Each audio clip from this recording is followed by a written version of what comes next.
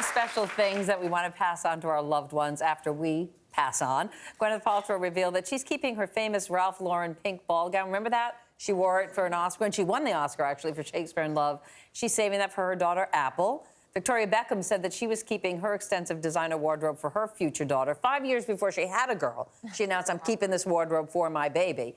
And inspired by both women, a mother on Babbel wrote about the sentimental items she would leave for her children, like her diaries, a toy hippo, her parents' wedding rings. It sort of got us thinking, what treasures and trinkets would you want to pass on to your children or any loved one? When we heard this story, I think it's so sweet. My mom, and we all have loved ones who have jewelry, especially for girls and their mother. And my mom wears this jewelry bracelet that my sister and I covet. It's little gems she got from around the world when she traveled when she was a young girl, and she wears it all the time.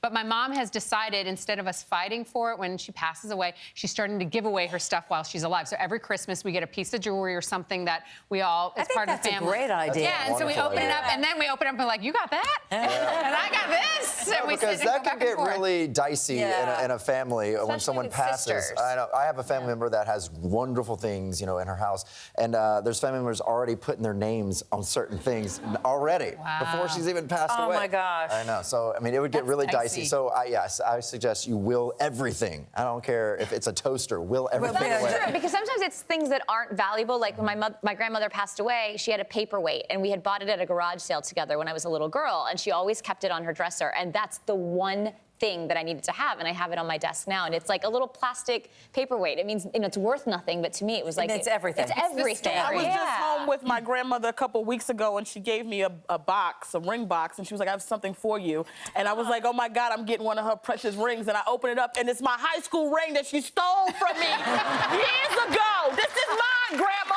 It's not worth anything. She wrapped it up. Yes. I was like, oh, I'm finally getting the rings, baby. She has all your stuff, and maybe one by one she's gonna release All my baby pictures and everything. What else you got? My booties? I need it all.